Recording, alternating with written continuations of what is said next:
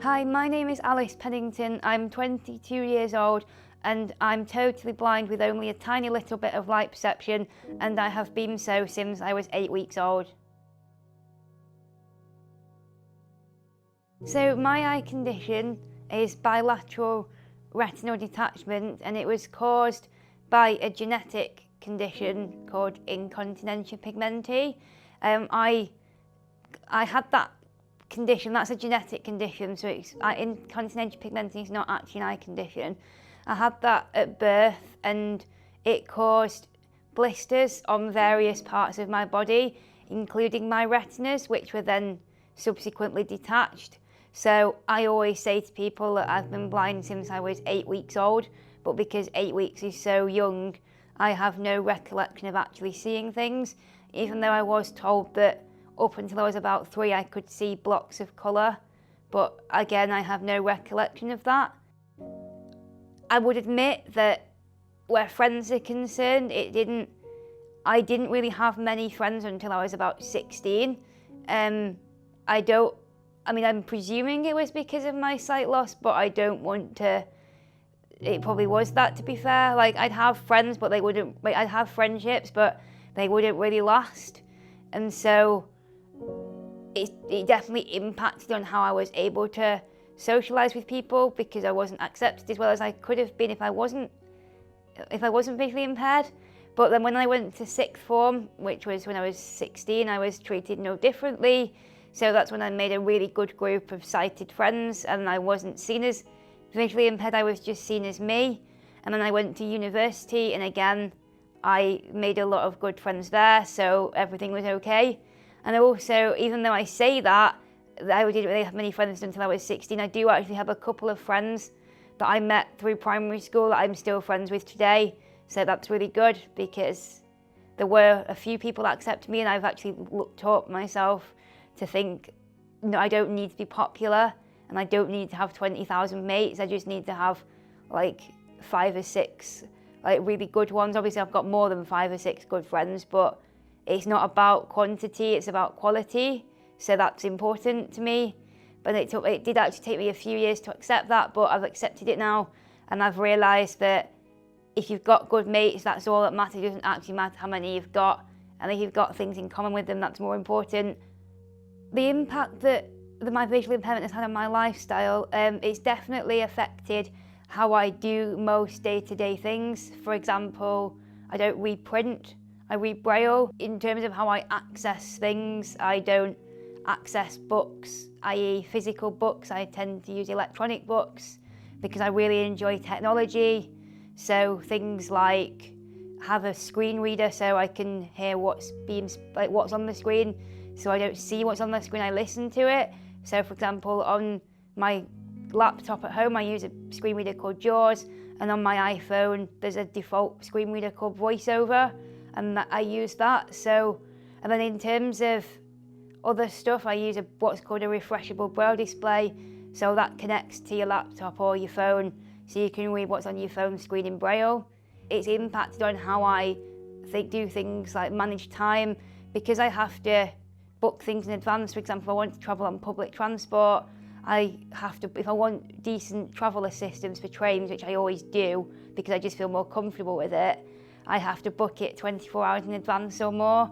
So I'm very one of those people, and annoyingly for some people, I can't be as spontaneous as I would like to be, because I would like to just jump on a train and visit someone, but it's not always possible because you have to put the arrangements in place. I mean, I'm hoping that in years to come the system will get better, but for now I just have to live with that. So that's another impact. I try not to use specialist equipment for visually impaired people because I want to be as mainstream as possible. So that's why I'm grateful for things like my iPhone. And all right, yes, it's got accessibility settings, but it's still a mainstream phone. That's why I'm grateful for equipment like that, because most of the stuff that I used to do with specialist equipment I now do with my phone. For example, another way it's impacted on my life is I obviously can't read printed documents like letters that come in the post, so I have to use my phone and apps which are adaptations around that. So I've got a few apps that I really like, but I can't just pick up a letter in the post and read it. Whereas a few years ago, I may have used a specialist scanner or even got someone else just to read it. But I don't particularly like that. I want to be able to read my own confidential stuff independently.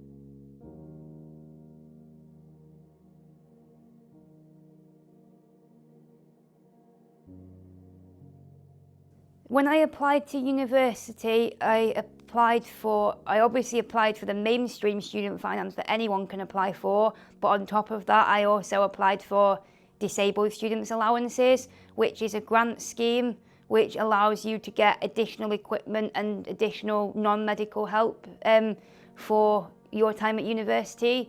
That was invaluable for me because when I applied for disabled students allowances, I got a braille display and I got the one that I really wanted, which I would never have been able to afford if I'd have just tried to pay for it through my own money. It would just be impossible.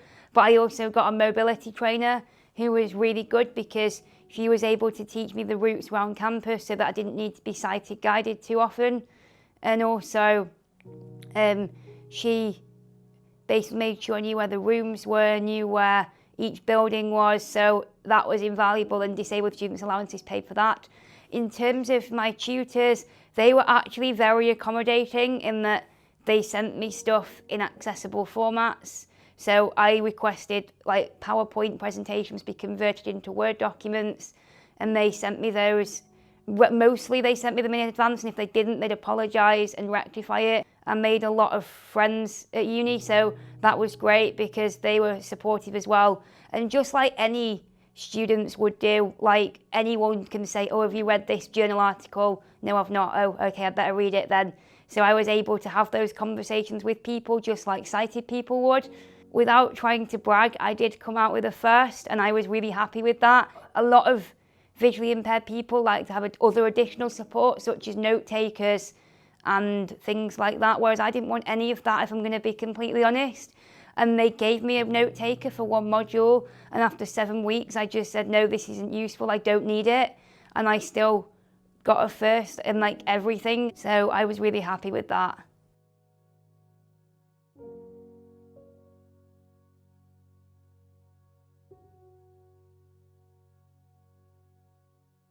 I had an incident. I met one of my best mates, is someone that I met online, and we basically met because we both watched Strictly Come Dancing. Now people might think, how the heck do you watch a dance programme as a blind person? But there's a lot you can appreciate from it without actually watching the dancing, and it took me years to realise this, but I started watching it 3 years ago, and now it's like my favourite programme at this time of year. And I remember 2 weeks after we met, I told her that I was totally blind, and I think she was quite taken aback by it. Like, I used to allow myself to accept this misconception that visually impaired people can't enjoy TV, but they can't enjoy even the most visual programmes. But I think if you just accept that you're not going to be able to watch the whole thing, then there's a lot you can still get out of it. Because I remember last year they actually audio described the Strictly Come Dancing Christmas special, which was good because that was filmed a month earlier, so they had time to put the audio description together. So I could actually enjoy it like a sighted person would. One of the biggest misconceptions that I like to tackle is around vocabulary. I think part of that is because when I was at university, I studied English language and linguistics. So linguistic issues do come to the forefront first for me. But if there was a misconception I am the most passionate about, it's definitely the way in which people speak to visually impaired people. So I say things like, I'll see you soon, or I can see that, or I watched this last night, all the time. In fact, I had a friend recently who once said to me, have you watched this? And then she put another message saying, have you listened to this? I was like, hang on a minute. No, you say watch. And I actually asked her, please, can you say watch from now on? And she said to me, oh, I thought I had to change my vocabulary. I thought that was the right thing to do. But if anything, it's actually the wrong thing to do because you're actually making someone different. Whereas you want to make sure that the visually impaired person is included and is the same as sighted people where possible, not different from. So obviously visually impaired people do have to make adaptations for things, but they can still be included in many other ways too.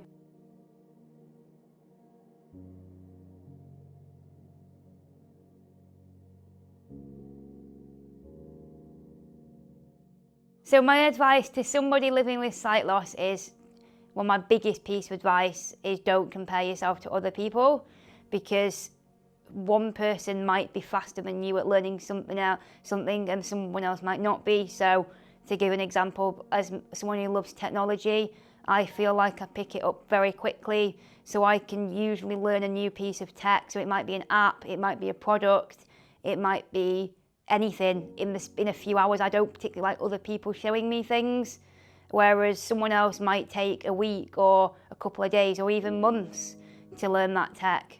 So it does, as long as you're making progress with that you're happy with, don't think that just because someone else picks something up really quick, like, you don't have to pick it up as quickly as them. You can get bogged down with comparing yourself to other people. You can get into situations where you don't think you're good enough because other people are learning things faster than you. Life's not like that. You might have strengths that other people don't have. You'll get there, even if some things might take you weeks, while things might take you days, but you will get there. And I don't think you should put pressure on yourself to learn every single thing straight away. When you have sight loss, there's a lot of things that you do need to adapt. And it's not about how fast you do it, it's just getting there to a stage that you're happy with and that you're comfortable with, because the last thing you want to do is put yourself in a situation where you overpressure yourself and don't feel comfortable. So that's definitely my main piece of advice. My other piece of advice would be things like, keep on top of what's out there, because you don't always know what's out there, and especially with technology evolving at the moment, like, things change all the time. So if you can get access to information, do try and look up new things and also, even if your priority isn't making visual, because, like, I'll admit it, all my friends are fully sighted, my closest friends, but it's sometimes good to just network with visually impaired people, even if it's just on other websites. If I'm networking with people from different countries, it just means I can keep abreast of what's out there and what will make my life better.